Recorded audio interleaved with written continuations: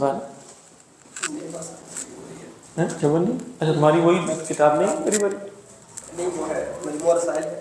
اچھا میری مجموعہ رسائل. لیکن یہ کوئی الگ ہے.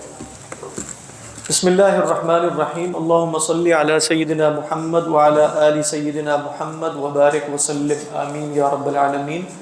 حضرات اب میں پیچھے سے پوری تمہید تو نہیں باندھوں گا، لیکن آخری بحث کا خلاصہ یہ تھا ذیشان اشرف صاحب کہ جو تعویل ہے مضمون جو عارف کے ذہن میں آ رہی ہے وہ عامی سے تو بہرحال ذکر نہیں کرنی، اپنے جیسے عارف یا طالب علم سے ذکر کر دی جائے.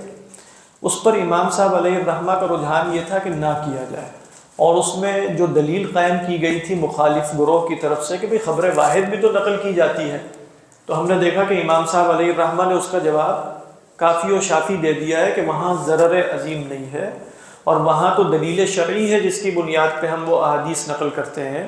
اپنے گمانوں کو نقل کرنے کی کون سی دلیل شرعی ہے؟ بات ہے.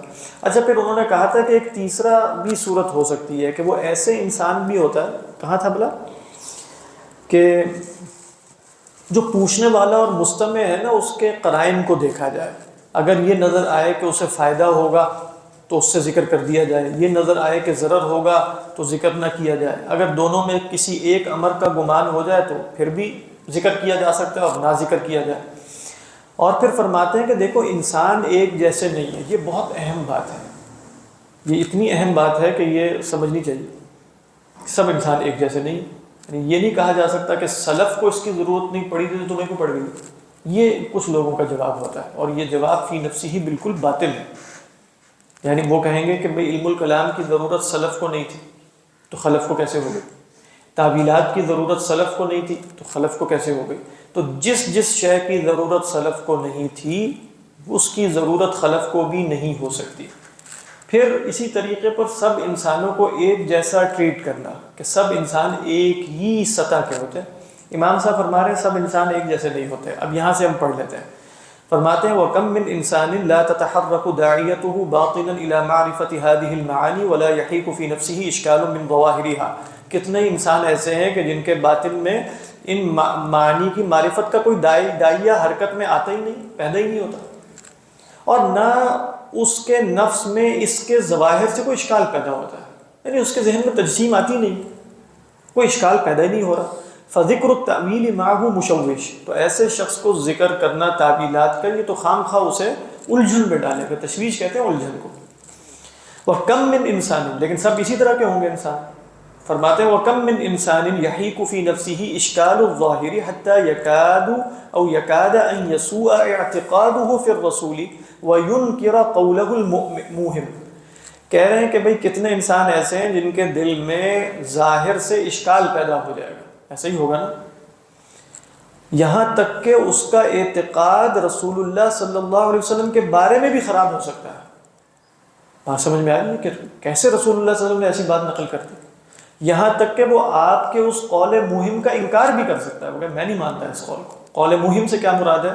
الذی یوہم ظاہرہ التشبیہ، جس کے ظاہر سے تشبیہ لازم آتی ہو. فمثل هذا لو ذكر معه الاحتمال المظنون بل مجرد الاحتمال الذي ينبع عنه اللفظ انتفع به. کہہ رہے ہیں ایسے آدمی کے سامنے اگر احتمال مظنون کا ذکر کر دیا جائے جس میں گمان ہے، قطع نہیں ہے، یا محض احتمال کا ذکر کیا جائے کہ جس کی لفظ میں میرے ہیں الذي ينبع عنه اللفظ ہونا چاہیے الذي لا ينبع عنه اللفظ. ایسا ہی ہاں، یعنی ایسا احتمال کہ جس سے لفظ اچٹتا نہیں ہے. اچٹنے سے مراد یہ ہے کہ لفظ میں بہرحال احتمال ہے، تو یہ شخص فوراً اس کو نفع ہو جائے گا. ہاں ٹھیک ہے، اللہ کے رسول صلی اللہ علیہ وسلم نے فرمایا تو اس میں یہ احتمال موجود تھا.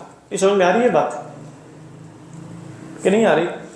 تو ایسے شخص کے ساتھ اس بات کا ذکر برا نہیں ہے. وَلَا بَأْسَ بِذِكْرِهِ مَعَهُ فَإِنَّهُ دَوَاءٌ لِدَائِهِ وَإِنْ كَانَ دَاءً فِي غَيْرِهِ. یہ اس کے مرض کی دوا ہے اگرچہ دوسروں کے لیے یہ خود مرض ہے. بات واضح. یعنی علم الکلام جیسے آگے بھی امام صاحب بیان کریں گے وہ اصل میں دوائی کے معنی ہے. وہ سب کو نفع نہیں دے گا. سب کو آپ نہیں بیان کرنا شروع کر دیں گے کہ جوہر کیا ہوتا ہے، عرض کیا ہوتا ہے، اس چکر میں لگا دیں گے. اس کو ضرورت ہی نہیں، وہ مان کے پہلے ہی بیٹھا ہوا ہے. تو آپ کو کیا ضرورت ہے کہ اسے بتائیں کہ دلیل حدوث اس طرح قائم ہوتی ہے. آپ بتائیں گے بھئی یہ سب چیزیں حادث ہیں، اللہ نے پیدا کی ہیں، خلاص چھوٹی بات. یہ بتائیں گے آگے. ولیکن لا ينبغی، لیکن اہم بات کیا ہے اور ہونا یہ نہیں چاہیے کہ ان یذکر علی رؤوس المنابر، کہ یہ باتیں ممبروں پر کھڑے ہو کر بیان کر دی جائیں، لأن ذلك يحرك دواعی الساکنہ من اکثر المستمعین، کیونکہ اس کے نتیجے میں جو چھپے ہوئے ساکن دواعی ہیں نا، جو کسی کو تنگ نہیں کر رہے تھے، وہ اب حرکت میں آ جائیں گے۔ ایسا ہی ہوگا نا۔ اب مطلب ایسے لوگ آپ کو ملیں گے کہ انہوں نے یہ یعنی دین کا پتہ ہو یا نہ ہو، اب انہوں نے فیس بک اور یوٹیوب وغیرہ پہ نا یہ بحثیں سن لی، اچھا حضرت معاویہ اور حضرت علی کی کیا لڑائی تھی، یہ بڑی اہم بھی، تو ہمیں پہلی دفعہ پتہ چلا، اور فلاں کا فلاں تھا فلاں، مطلب اسی چکر میں پڑے ہوئے۔ نہیں، میرے ایسا ہی ہے، اسی چکر میں ہے کہ بھئی پہلے یہ پتہ چل جائے، اور یہ تو علماء نے کبھی بتایا ہی نہیں، اور یہ کیسے ہو گیا اور یہ کیسے ہو گیا۔ فضول سی بات ہے۔ مطلب کیا مطلب یہ باتیں رؤوس المنابر پہ بیان کی جائیں گی، یا یہ باتیں محض علماء میں ڈسکس ہونے کی؟ تو رؤوس المنابر پہ تو پھر بھی آپ دیکھیں کہ ایک شخص ممبر پر کھڑا ہوتا ہے تو لوگ اسی کو سننے آتے ہیں، لوگ اس کو سنتے ہیں اور اس کی بات تسلیم کرتے ہیں۔ وہاں بیان نہیں کی جائے گی تو کجا یہ کہ ایسے پلیٹ فارمز ہوں کہ جہاں کسی کی بھی کچھ بھی سن کے کچھ بھی کہا جا سکتا ہے، لیکن وہ لوگ بہرحال وہیں کھڑے ہو کے سب کچھ بیان کرتے ہیں۔ بات سمجھ میں آ رہی؟ یہ ہے جی وقد كانوا عنه غافلین۔ دیکھیں کہتے ہیں وہ اس سے پہلے تو غافل تھے، ان باتوں ان کو پتہ ہی کچھ نہیں تھا، وہ سب کو اس پہ لگا دیا۔ وعن اشکالہ منفکین، اور اس قسم کے اشکالات سے بالکل انہیں مطلب انفکاک نصیب تھا، چھٹکارا نصیب تھا۔ ولما كان زمان السلف الاول، دیکھیں کیا خوبصورت بات کی ہے، کہہ رہے ہیں جب ولما كان زمان السلف الاول زمان سکون القلب، کہہ رہے ہیں جب سلف اول کا زمانہ دل کے سکون کا زمانہ تھا، بات واضح۔ بالغوا فی الکف عن التأویل خیفۃ من تحریک الدواعی و تشویش القلوب، تو سلف نے مبالغہ کیا تعویل سے رکنے میں کہ کہیں ایسا نہ ہو جائے کہ دواعی محرک ہو جائے اور دل الجھن کا شکار ہو جائے، سلف نے یہی کیا۔ فمن خالفهم فی ذلک الزمان فهو الذی حرک الفتنہ، جو ان کی مخالفت ان کے زمان میں کرے گا نا وہ فتنے کو حرکت دے گا۔ بات سمجھ میں آ رہی ہے کہ نہیں؟ ان کے زمانے میں جہاں سکون قلب ہے اور وہ شخص آ کر اس طرح کی بات ہے کہ وہ درے سے اس کو ماریں گے، حضرت عمر جو ہے۔ اسی طرح آپ دیکھیں گے کوئی بستی ایسی ہو جہاں سکون قلب ہے اور وہاں اس طرح کے مسائل نہیں، اور آ کر کوئی شروع ہو جائے، پہلے یہ بات وہاں دین کی دعوت دینے میں پہلا چیز یہ بتائی گئی ہے کہ یہ بھی ساتھ طے کرنا ہے کہ این اللہ، اللہ کی طرف نہیں، یہی طریقہ ہو رہا ہے، تو وہ یہی ہم یہی کہیں گے کہ بھئی یہ مطلب وہ کہتے ہیں کہ وہ سلف کے طریقے میں، عجیب بات، اس سلف کے طریقے میں این اللہ کا سوال کہاں سے آ گیا؟ یہ خود ہی سوچیے، صرف ایک روایت جس کی صحت اور جس کے الفاظ میں بھی اختلاف ہے، اس روایت کو بنیاد بنا کے لوگوں کا ایمان جانچنے کا طریقہ این اللہ کا سوال کر گیا۔ تو ہم اکثر الناس مخالفۃ للسلف الیس کذلک الذین یسألون ویمتحنون عقائد الناس بهذه الطریقہ هم وان سموا انفسهم السلفیہ مخالفین للسلفیۃ من صمیمها، ایسا ہی ہے، بالکل بنیاد میں مختلف ہے، لیکن کہنے کا مقصد یہ ہے کہ جو سلف کے زمانے میں یہ کام کرے گا وہ کیا ہے؟ وہ فتنہ ہے۔ لیکن اس کے بعد اما الان فمن خالفهم في ذلك الزمان فهو الذي حرك الفتنة والقى هذه الشكوك في القلوب مع الاستغناء عنه فباء بالاثم، بات واضح ہے نا؟ اور لوگوں کے دلوں میں شکوک ڈالے گا حالانکہ اس کی ضرورت نہیں، تو یہ شخص گناہ لے کر لوٹے گا۔ اما الان، یہ بہت اہم بات ہے، اب امام صاحب بھی آگے جا کے نا علم الکلام کی مذمت بھی بیان کریں گے عوام الناس کے لیے، لیکن وہ بھی ہمیں سمجھنا چاہیے انہی کے زمانے کے اعتبار سے، یعنی اس زمانے میں بھی فتنے اور شبہات کا پھیلنا کیا اس طرح عام تھا جس طرح اس زمانے میں عام ہو چکا ہے۔ تو اب فرماتے ہیں دیکھو آج کل کے زمانے میں کیا ہوا، اما الان وقد فشا ذلك في بعض البلاد، بعض ملکوں میں بعض شہروں میں یہ شبہات پھیل چکے ہیں نا، فالعذر في اظہار شيء من ذلك رجاء لإماطة الاوهام الباطلة عن القلوب اظہر واللوم عن قائله اقل، کہہ رہے اب جو ہے اس طرح کی کچھ باتوں کو ظاہر کرنا تاکہ باطل پردوں کو ہٹایا جا سکے وہم کے دلوں سے، تو اب یہ زیادہ اظہر ہے، یعنی یہ عذر ظاہر ہے، ان کے زمانے میں ظاہر نہیں تھا فی زمن السلف، اما فی زماننا هذا فی بعض البلاد فی زمن الامام الغزالی فالذی یذکر مثل هذه التأویلات قد يكون معذورا، لماذا قد يكون معذورا؟ لأن الزمان قد تغیر، یہ چیزیں تغیر زمان و مکان سے بدل سکتی ہیں کہ نہیں؟ مطلب یہ امام صاحب آپ کو ایک سوشل تھیوری دے رہے ہیں اگر اس کو کہا جائے، مطلب یہ ایسے نہیں ہے کچھ احکام کے بالکل بس ایک طے شدہ بات رکھ کر وہیں ہمیشہ کے لیے جم کے بیٹھ جانا ہے. وہ صرف کچھ نصوص ہیں، کچھ ثوابت ہیں، وہ معلوم من الدین بالضرورہ احکام ہے، باقی چیزیں متغیر ہیں. آج آپ ذکر کریں گے، ہو سکتا ہے علم الکلام کی ترویج کریں، کل نہ کریں، کسی زمانے میں ضرورت ہو، کسی زمانے میں ضرورت نہ ہو، یہ ہے بس. تو کہتے ہیں کہ اور ایسے شخص، ایسا کہنے والے پر ملامت کم ہو جائے گی. ایسا ہی ہے نا. فَإِن قِيل، یہ بھی بڑی اہم بات آ رہی ہے. فَإِن قِيلَ فَقَدْ فَرَّقْتُمْ بَيْنَ التَّأْوِيلِ الْمَقْطُوعِ وَالْمَظْنُونِ فَبِمَاذَا يَحْصُلُ الْقَطْعُ بِصِحَّةِ التَّأْوِيلِ. کہہ رہے ہیں بھئی تم نے تعویل مقطوع اور مضمون میں فرق کیا ہے. ایسا ہی ہوا ہے نا. تو یہ کیسے پتہ چلتا ہے کہ تعویل قطعی ہے ظنی ہے؟ بات واضح. قلنا بأمرین، ہم نے کہا دو طریقوں پر. دیکھیں بہت زبردست بات ہے. یعنی خلاصہ کیا ہے، اگر آپ نے کسی آیت کی تعویل کرنی ہے، اس میں دو ہی احتمالات ہیں بالفرض. ایک احتمال دلیل قطعی سے باطل ہو گیا، تو دوسرا احتمال 100% ثابت ہو، اور کوئی احتمال ہی نہیں. یہ سمجھ میں آ رہی ہے کہ نہیں؟ یعنی مثال کے طور پہ صرف سمجھانے کے لیے کہ ثلاثۃ قروء بالفرض، دو احتمال ہیں بس، یا حیض یا طہر. اگر دلیل قطعی سے حیض یا طہر کا بطلان ثابت ہو جائے تو دوسرے کا اس بات دلیل قطعی سے ہو جائے گا کہ تو دوسری تعویل کیا شمار ہوگی؟ قطعی شمار ہوگی، اور دوسری باطل ہوگی. اور اگر بالفرض ایسا نہ ہو تو پھر کیا ہوگا؟ ظنی ہوگی. تو اب یہاں بتاتے ہیں کہ آیات صفات میں کیا ایسی صفات ہو سکتی ہیں کہ جن کی تعویل قطعی ہو جائے؟ کہتے ہیں ہو سکتی ہے، مثال لے کر آئیں گے. کہتے ہیں یکون المعنی مقطوعا ثبوتہ للہ تعالی، شکریہ، کفوقیت المرتبہ، کہ وہ معنی پہلی بات یہ کہ اس کا اللہ کے لیے ثابت ہونا قطعی طریقے پر ہو. جیسے فوقیت مرتبہ، فوقیت مکانی کی بات نہیں، فوقیت یہ تو اللہ کے لیے ثابت ہے کہ اللہ ہی سب سے بلند ہے. اپنی منزلت، اپنے مرتبہ، مرتبہ وجود، ہر شے میں اللہ کے لیے فوقیت مرتبہ قطعی طور پہ ثابت ہے کہ نہیں؟ ثابت. اچھا، اس کے بعد دیکھیے الثانی اللہ یکون اللفظ محتملا الا لامرین، لفظ دو ہی امر کا محتمل ہو. وقد بطل احدہما، ایک ان میں سے باطل ہو جائے تو دوسرا کیا ہو جائے گا؟ متعین. وتعین الثانی. سمجھ میں آ رہی ہے کہ نہیں؟ مثال، اس کی مثال کیا ہے؟ قولہ تعالی وهو القاہر فوق عبادہ. یہاں تک بات سمجھ میں آ گئی کہ نہیں؟ یہ آپ کی بات صحیح ہے. ویسے نا اب ایک ہی موقع ہے کہ آپ صلی اللہ علیہ وسلم نے پوچھا ہے بھائی آئین اللہ، اب ہر کسی، اور وہ بھی اس سے جو بولتا نہیں تھا، بولتی نہیں تھی. جی ہاں، گونگی سے پوچھا تھا نا، یہی تو مسئلہ تھا.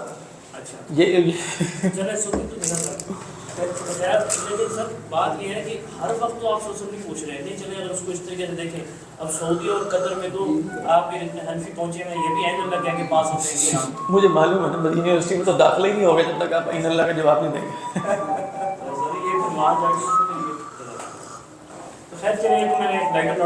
کسی زمانے میں مدینہ یونیورسٹی میں داخلے کا مجھے بہت شوق تھا، اور اس میں یہ وسائل، لیکن اب شوق نہیں رہا.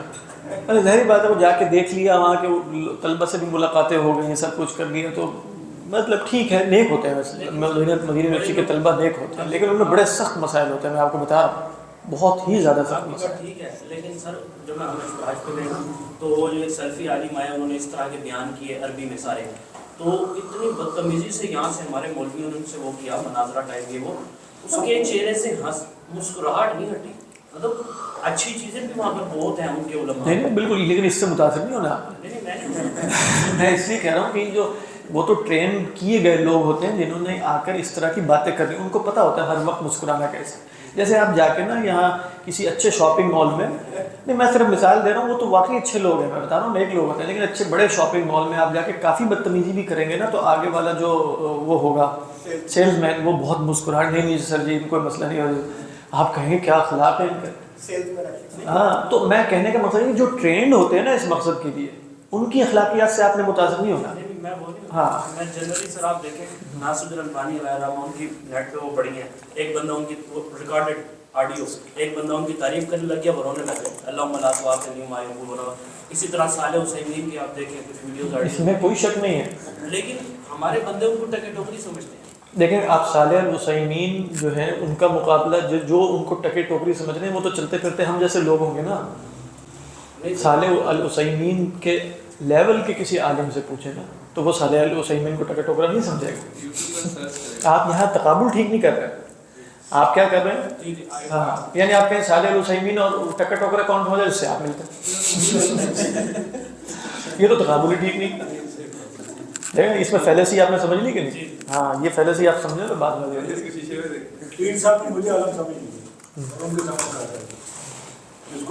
اصل میں یہ ماشاءاللہ جہاں دیدہ آدمی ہے, انہوں نے بہت جہاں دیکھا ہوا ہے. تو اب وہ لیکن انہوں نے صالح العثیمین کو نہیں دیکھا, انہوں نے ناصر البانی صاحب کو نہیں دیکھا, اور انہوں نے بڑے علماء کو نہیں دیکھا. لیکن انہوں نے جن لوگوں کو دیکھا ہے, چونکہ یہ جہاں دیدہ آدمی, جب وہ ان کے ساتھ یہ معاملہ کرتے ہیں تو پھر وہ مقابلے میں کس کو لاتے ہیں کہ جیسے بھی صالح العثیمین ہیں تو ان کے مقابلے میں جو اہل سنت کے لوگ ہیں وہ یہ کرتے ہیں. اہل سنت نہیں مطلب جو بھی لوگ ہیں. تو وہ اب کیا ہوا کہ صالح العثیمین تو بہت بڑے آدمی تھے نا, بہت بڑے عالم تھے, اس میں تو کوئی شک نہیں. اس طرح کے کسی بڑے آدمی سے آپ پوچھیں جا کے صالح العثیمین کے, آپ مولانا تقی عثمانی صاحب سے پوچھیں بالفرض, وہ ان کو ٹکا ٹوکرا نہیں سمجھیں گے, وہ بتائیں گے نہیں بڑے عالم تھے, شک نہیں. پھر بات پوری ہوتی ہے, ورنہ تو ورنہ اشکالات رہتے ہیں. شیخ حمزہ یوسف بھی بتاتے ہیں جو مدینہ یونیورسٹی میں ان سے بھی پہلا سوال یہ پوچھا, وہ تو نہیں ڈالا لیا. وہ 2 سال مدینہ میں رہے, لیکن مسجد نبوی میں جو اس وقت کے موریتانی شیوخ تھے نا ان کے پاس ہی بیٹھتے رہے, تو پھر اسی لیے وہ موریتانی اٹھا کے لے گا ان کو. وہ شیوخ جو وہ مجھے یاد ہے ایک دفعہ آپ بھی ساتھی تھے یہ حمزہ زور جیسے ایک دفعہ ادھر آئے. ہاں بالکل, وہاں بھی ایک بابا جی نے پکڑ لیا, انہوں نے کہا کہ آپ بھی ساتھ آپ نے کچھ انٹرپریٹیشن بھی ساتھ کی. انہوں نے پوچھ لیا بابا جی نے ان سے کہ کہاں پہ, انہیں سمجھ نہیں آ رہی کیا سوال کر رہے ہیں. کلاس میں بیٹھ انٹرسٹنگ صاحب نے چھڑی تھی, تو لیکن وہ ویسے بات ہے, آرگومنٹ ہے کہ عام طور پر جو اختلافات ہوتے ہیں نا, جو عامی آدمی ہوتا ہے نا وہ پریشان ہوتا ہے. جیسے میں نے بھی نا یہ کسی اپنے ساتھی سے ڈسکس کیا کہ بھائی یہ آپ صلی اللہ علیہ وسلم کو جو ہے نا معراج میں 2 تحفے ملے تھے, اس میں سے ایک یہ, انہوں نے کہا نہیں مومن صاحب نے کہا اس میں اختلاف ہے.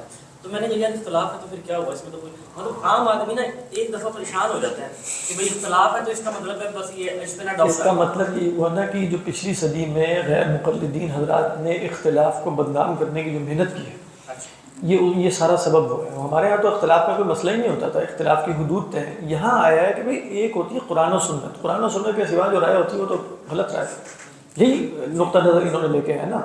یعنی وہ امام ابو حنیفہ اور رفع دین کی لڑائی کیوں چل گئی؟ اس لیے کہ ایک طرف قرآن و حدیث ہے, ایک طرف کیا ہے امام ابو حنیفہ.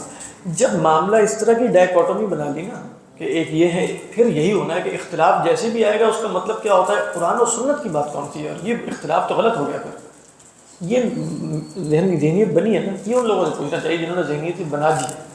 اور وہ اسی پر امام مالک کا بھی میں آج وہ درس حدیث سن رہا تھا, وہ موطا کا, اس میں جو ہے وہ بات آئی کہ دعائے استفتاح سبحانک اللہم و بحمدک, بخاری کی روایات ہیں, مسلم کی روایات ہیں, پتہ نہیں کتنی روایات ہیں, یہ سب دعائے استفتاح حضرت عائشہ سے. اور امام مالک سے ابن القاسم کہتے ہیں کہ میں نے پوچھا, ان کی جو مدونہ ہے مشہور فقہ مالکی کے, 20 سال رہے ابن القاسم جو ہے نا امام مالک کے, وہ فرماتے ہیں کہ میں نے امام مالک سے پوچھا اس کے بارے میں, انہوں نے کہا کہ میں نہیں جانتا اس کو, میں نہیں پہچانتا. یعنی یہ جو لوگ دعائے استفتاح پڑھتے ہیں سبحانک اللہم, مجھے نہیں پتہ یہ کیا اس کا, وہ کہا میں نے عمل نہیں دیکھا ہے وہ روایات کے. لہذا فقہ مالکی کا جو مفتہ بھی قول ہے کہ دونوں آرام موجود ہیں. مفتہ بھی قول یہ ہے کہ اللہ اکبر کے بعد دعائے استفتاح پڑھنا مکروہ, سیدھی سورہ فاتحہ شروع کرنی. آپ کہیں گے یہ کیا ہو گیا؟ اب وہ اس کو کیسے لے کر آئیں گے امام مالک کے قول کے مقابلے, وہ کہیں گے قرآن و حدیث. یعنی یہی سمجھ نہیں آ رہا نا کہ وہ جو احادیث ہے نا, وہ جو ہے ان کو جیسے ایسا حکم بنایا ہے کہ وہ اب امام مالک کو بھی پر بھی حکم کیوں. امام مالک کہہ رہے ہیں میں دیکھ رہا ہوں اتنی بڑی نسل کو, انہوں نے صحابہ وہاں یہ نہیں چلا رہا. رفع دین کے بارے میں ابن القاسم ہی نے امام مالک سے پوچھا تو انہوں نے کہا میں کسی خفض اور رفع میں سوائے تکبیر تحریمہ کے میں کسی رفع دین کو نہیں جانتا. امام مالک نے کہا. اس لیے مشہور مسلک مالکیہ میں بھی عدم رفع دین کا مشہور یہی ہے, اگرچہ دوسری رائے بھی موجود ہے. لیکن اب مدینہ میں عبداللہ ابن عمر موجود ہے جہاں جن کی ساری روایات نقل کر کر کے عبداللہ ابن عمر سیدنا عمر سب بنائے عمل مدینہ ان پر ہے، لیکن وہ کہہ رہے ہیں مجھے نہیں پتا یہ کون لوگ کرتے ہیں. سمجھ میں آ رہی ہے کہ نہیں بات؟ تو اس طریقے پر جب یہ بنا لیا گیا نا کہ ائمہ کا قول بمقابلہ قرآن و سنت، تو پھر یہ باقی اختلاف کی گنجائش تو ہمارے ہاں ہمیشہ سے ہے اور اختلاف رہتا بھی ہے اور اس میں کوئی مسئلہ نہیں ہوتا. تو یہ جو پریشانی فوراً ہمیں اختلاف سے ہوتی ہے نا عام آدمی کے ذہن میں، اس کے پیچھے اسباب تلاش کرنے چاہیے، ان اسباب کو دور کرنے کی بھی کوشش ہونی چاہیے. ہاں نہیں یہ وَهُوَ الْقَاهِرُ فَوْقَ عِبَادِهِ. دیکھیں فرماتے ہیں فَإِنَّهُ إِنْ ظَهَرَ فِي وَضْعِ اللِّسَانِ، اگر ظہر، یہ نہیں کہہ رہا کہ یہ امام صاحب بتا رہے ہیں یہ ضروری نہیں کہ ایسا ہو. إِنْ ظَهَرَ فِي وَضْعِ اللِّسَانِ أَنَّ الْفَوْقَ لَا يَحْتَمِلُ إِلَّا فَوْقِيَّةَ الْمَكَانِ أَوْ فَوْقِيَّةَ الرُّتْبَةِ، دوئی احتمال اگر ہوں لغت میں. وَقَدْ بَطَلَ فَوْقِيَّةُ الْمَكَانِ، ایسا ہی ہے نا، فوقیت مکان تو باطل ہے. لِمَعْرِفَةِ التَّقْدِيسِ، تنزیح کی وجہ سے. لم يبق الا فوقیت الرتبۃ كما يقال السید فوق العبد والزوج فوق الزوجۃ والسلطان فوق الوزیر فالله فوق عباده بهذا المعنى وهذا كالمقطوع به في لفظ الفوق وانه لا يستعمل لسان العرب الا في هذين المعنيين. بات واضح. خلاصہ کیا ہے کہ اگر ہم یہ کہیں کہ وضع لغوی میں فوقیت کے دو ہی معنی ہیں. کون سے دو معنی؟ مکانی اور رتبی. تو اگر مکانی باطل ہے تو دوسرا متعین ہو جائے گا. جیسے ہم کہتے ہیں الامیر فوق الملک، الوزیر الملک فوق الوزیر، الزوج فوق الزوجہ، یہ کون سے مراتب ہیں؟ کون سی فوقیت ہے؟ فوقیت رتبی. تو اگر لسان عرب صرف ان دو ہی معنوں میں استعمال کرتی ہو تو دوسرا معنی قطعی طور پہ ثابت نہیں ہو جائے گا. اگر ایسی صورت بن جائے تو تعویل کیا ہو جائے گی؟ قطعی. بات واضح. اما لفظ الاستواء، کہتے ہیں کہ لفظ استوا میں ایسا نہیں ہے، وہاں تعویل مضمون رہے گی. کیوں؟ اما لفظ الاستواء الى السماء وعلى العرش ربما لا ينحصر مفهومه في اللغة هذا الانحصار. یعنی استواء الى اور استواء علی جو قرآن میں دو دفعہ ہے، استواء الى السماء اور استواء على العرش، ایسا نہیں لگتا کہ لغت میں اس کے مفہوم منحصر ہوں دو میں، جس طریقے پر ہم نے پیچھے دیکھا ہے. اس طرح کا حصر نہیں ہے وہاں. وَإِذَا تَرَدَّدَ بَيْنَ ثَلَاثَةِ مَعْنَيَانِ جَائِزَانِ عَلَى اللَّهِ تَعَالَى وَمَعْنًى وَاحِدٌ وَهُوَ الْبَاطِلُ. کہہ رہے ہیں اگر تین معنی میں دو معنی کا احتمال ہو اور ایک معنی باطل ہو تو بہرحال ان دو معنی میں احتمال رہے گا نا کہ یہ ہے یا یہ ہے. تو آپ کسی بھی معنی کو قطعی طور پہ بیان کر سکیں گے؟ نہیں کر سکیں گے. فَتَنزِيلُهُ عَلَى أَحَدِ الْمَعْنَيَيْنِ الْجَائِزَيْنِ أَن يَكُونَ بِالظَّنِّ وَبِالِاحْتِمَالِ الْمُجَرَّدِ وَهَذَا تَمَامُ النَّظَرِ فِي الْكَفِّ عَنِ التَّأْوِيلِ. خلاصہ سمجھ میں آ چکا ہے. کہہ رہے ہیں یہ تعویل کے بارے میں، تعویل سے رکنے میں تمام نظر یہی ہے جو ہم نے بیان کرنا تھا یہاں مکمل ہوا. اصل میں آپ دیکھ رہے ہیں نا کہ یہ تصرفات ہیں، یہ وظیفہ خامسہ کے 5 تصرفات ہیں. وہ کیا ہیں؟ پہلا تھا تفسیر. کیا ہے وظیفہ خامسہ میں؟ تفسیر، تعویل، تصریف، تفریع، جمع اور تفریق. اس میں سے اب ہم نے تفسیر اور تعویل دیکھ لی ہے. تفسیر میں امام صاحب نے کہا تھا ایک لفظ کو دوسرے سے نہ بدلا جائے. تعویل میں بھی امام صاحب کا مسلک یہ ہے کہ بھئی ظنی تو بیان کرنی نہیں ہے، بات واضح، قطعی بیان کر دو اپنے جیسے عارف اور طالب علم کے سامنے. اور پھر ظنی میں ایک احتمال رکھا کہ اگر زمانہ بدل چکا ہو اور گنجائش ہو تو پھر نقل کیا جا سکتا ہے. اب تیسرا کیا ہے تصرف؟ وہ کیا تھا؟ تصریف. تو کہتے ہیں التصرف الثالث الذي يجب الامساك عنه التصریف. تصریف کیا ہے؟ تصریف بس جا رہے ہیں صرف کی طرف. تصریف ہے صرف. تصریف کا مطلب ہے پھیرنا. ومعناه نہیں، وہ کہہ رہے ہیں کہ تصریف بند کریں اور تفسیر کی طرف جائیں. تفسیر تو ہو چکے ہیں، تفسیر تعویل سے گزر چکے ہیں، تفسیر اور تعویل تو پیچھے رہ گئی. وہ امام صاحب کی کتاب کا نام ہی انوار التنزیل و اسرار التأویل. ابھی ہم تعویل سے فرق ہوئے امام بزاوی کی جگہ. التصرف الثالث دیکھیے الذي يجب الامساك عنه التصریف، یہ پڑھ کے انشاءاللہ جائیں گے. تصرف الثالث ومعناه انه اذا ورد قوله تعالى استوى على العرش فلا ينبغي ان يقال مستو ويستوي. یہ ہے تصریف. اللہ میاں نے مستو نہیں کہا. آپ یہ نہیں کہہ سکتے اللہ مستو، اللہ نے ایسے کہا. اللہ نے کہیں اپنے لیے اسم الفاعل بنایا تو آپ تصریف کر کے اس کے لیے اسم فاعل نکال لیتے ہیں.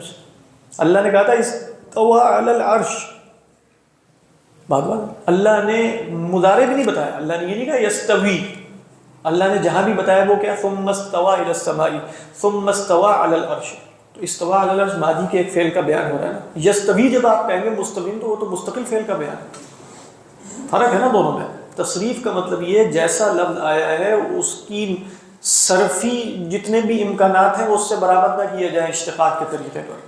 اشتقاق بہرحال محدود ہوتا ہے، وہ اسم الفاعل اور ساتھ مشتقات کے لیے، باقی یہ بھی اشتقاق کی قسم ہے کہ آپ ماضی ہے تو مضارع بنا لیں، بات سمجھ میں آ رہی ہے؟ اسم الفاعل بہرحال ہے ہی مشتق۔ تو کہتے ہیں لأن المعنى يجوز أن يختلف لأن دلالة قوله هو مستو على العرش على الاستقرار أظهر من قوله رفع السماوات بغير عمد ترونها ثم استوى على العرش۔ کہہ رہے ہیں اگر آپ یوں کہیں نا ہوا مستو علی العرش، اس کی دلالت استقرار پہ زیادہ ہے بنسبت یہ کہ آپ یہ آیت پوری پڑھیں اور کہیں ثم استوى علی العرش، یعنی دو قول ہیں، ایک ہے ثم استوى علی العرش، ایک ہے ہوا مستو علی العرش۔ مستو علی العرش کی دلالت استقرار پر زیادہ ہے، یعنی کسی جگہ جم کے بیٹھنے پر، بات واضح ہے۔ بل ہوا کا قولی ہی کہہ رہے ہیں بلکہ اصل میں اللہ کا یہ قول تو مانند اس قول کا یہ ہے کہ خلق لکم ما فی الارض جميعا ثم استوى الى السماء، تو کہتے ہیں فإن هذا يدل على استواء قد انقضى من اقبال على خلقه، کہہ رہے ہیں یہ آیت تو پھر بتاتی ہے نا کہ ایک استوا ہوا تھا جو گزر چکا، مستوین میں تو یہ پتہ نہیں چل رہا ہوا مستوین علی العرش، استوا میں تو ایک ماضی کا فعل ہے۔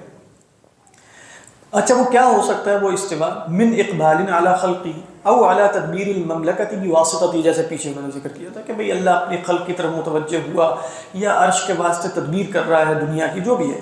ففی تغییر التصاریف ما یوقع فی تغییر الدلالات والاحتمالات، کہہ رہے ہیں تصاریف میں تغییر جب آپ کریں گے، یعنی قرآن میں جو صیغہ آیا ہے اس کو ویسے بیان کرنے کی بجائے صرف میں جتنے بھی اس کے اشتقاقات ہیں وہ سب بیان کر دیں گے، تو اس میں کیا ہوگا؟